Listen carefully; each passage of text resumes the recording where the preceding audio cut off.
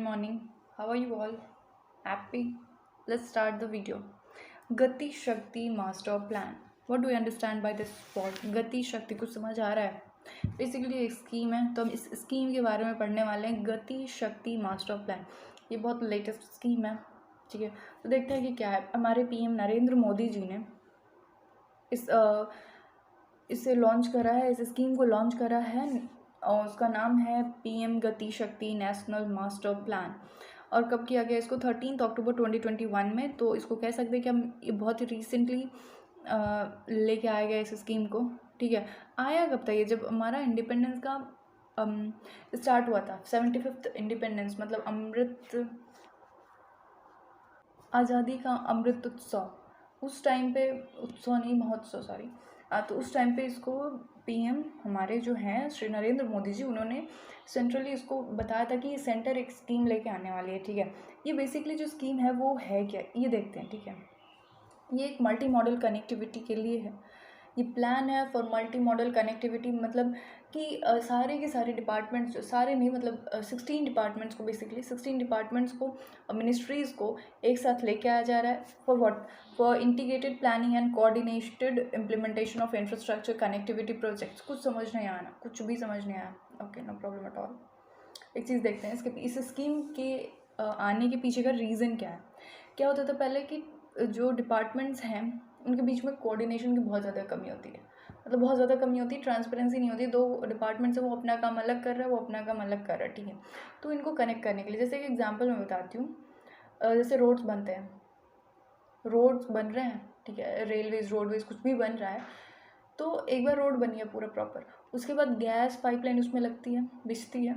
उसके बाद नेक्स्ट कोई और पाइपलाइन है, सोलर वाले के लिए लग रही है, उसके पाइप्स लग रहे हैं, ऑप्टिकल फाइबर्स लगाया जा रहा है फॉर कैमरा पर्पज़. तो इन सब के लिए क्या होता है कि बार बार रोड को डग किया जाता है, डग अप किया जाता है.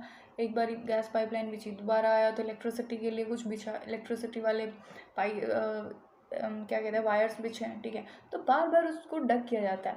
अगर यही प्लान वे में अगर काम हो कि चलो पहले गैस पाइपलाइन बिछ गई, उसके बाद इलेक्ट्रिसिटी वायर बिछ गया, उसके बाद चलो अब रोड बनाते हैं. वैसे बहुत सारी चीज़ें होती हैं जो कि रोड्स के अंदर अब लगाई जा रही हैं. तो ये कोऑर्डिनेटेड फॉर्म में होगा तो कितना अच्छा लगेगा, लेकिन ऐसा होता नहीं है. तो यही ट्रेडिशनली जो है कि लैक ऑफ कोऑर्डिनेशन था. इससे कोऑर्डिनेशन के लिए इस स्कीम को लाया गया कि अगर रोड बन रहे हैं तो पहले ये बिछ जाए, ये अंदर इसको फिट कर दिया जाए, उसके बाद इकट्ठे रोड बनेगा. तो ये तभी होगा जब सारे जो डिपार्टमेंट्स हैं, मिनिस्ट्रीज़ हैं, वो एक दूसरे से कनेक्टेड होंगी.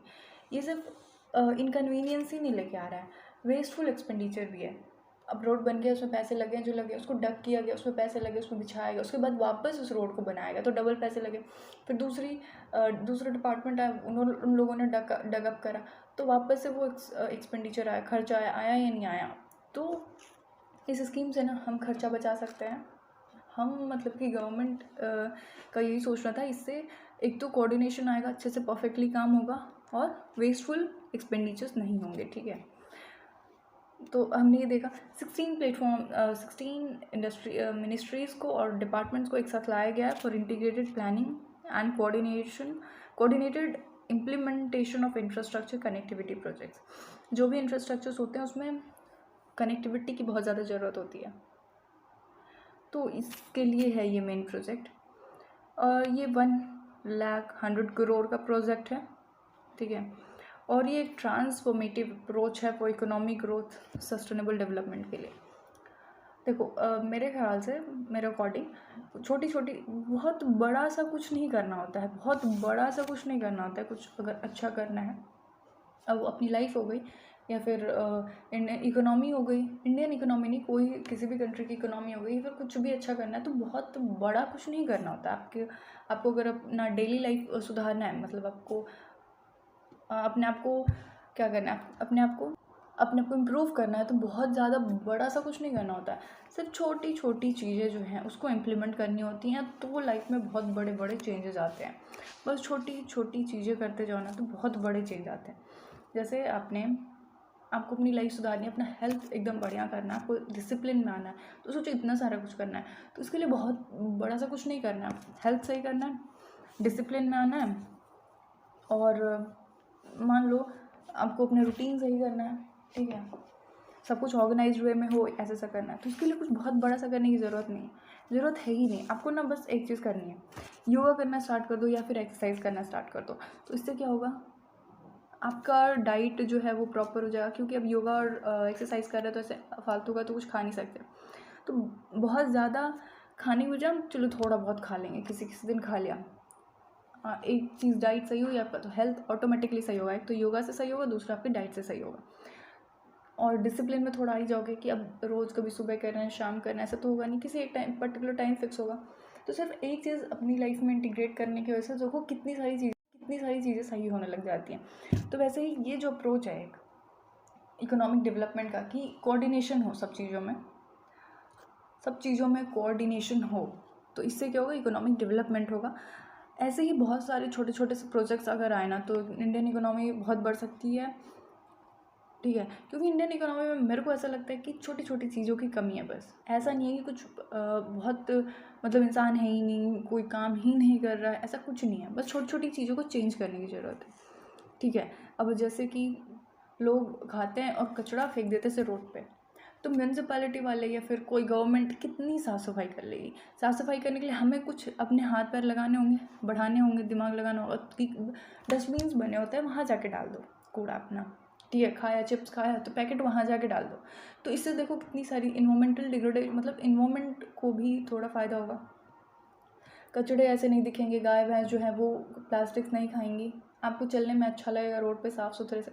गवर्नमेंट का भी मतलब गवर्नमेंट तो अपना काम कर ही रही है, रोज़ साफ़ सफाई हो ही रही है रोड्स वगैरह पे, तो थोड़ा उनको भी हेल्प होगा, ठीक है। उनका 10 मिनट बच जाए, हो सकता है। तो छोटी छोटी चेंजेस लाने पे बहुत बड़ी बड़ी चीज़ें होती हैं, ठीक है। तो देखो इस प्लान के भी कुछ पिलर्स हैं, PMGS मतलब प्राइम मिनिस्टर गति शक्ति, ठीक है। इसके 6 पिलर्स है, comprehensive, prioritisation, optimisation, synchronisation, analytical, dynamic.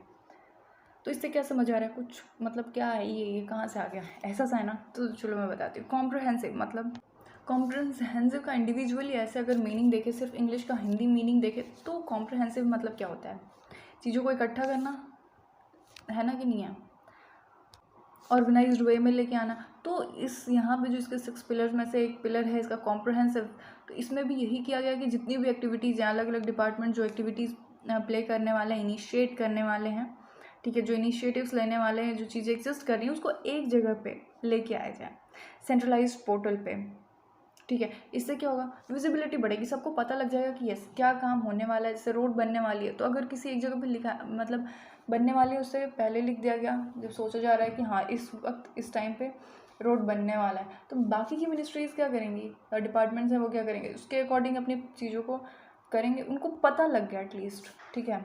दूसरा विजिबिलिटी, सॉरी प्रायोरिटाइजेशन, तो जब यहाँ पे उनको पता लग गया कि क्या होने वाला है, उसके अकॉर्डिंग ये अपने काम को प्रायोरिटाइज़ कर लेंगे। कंपनी जो है, कोई दूसरी कंपनी है, जैसे गवर्नमेंट में, जैसे हम स्टार्टिंग से हमने रोड का एग्जांपल लिया, तो हम यहाँ रोड का ही एग्जांपल लेते हैं। रोड बनने वाला है तो एक जगह एक सेंट्रलाइज्ड पोर्टल पे आ गया कि हाँ रोड बनने वाला है, तो अब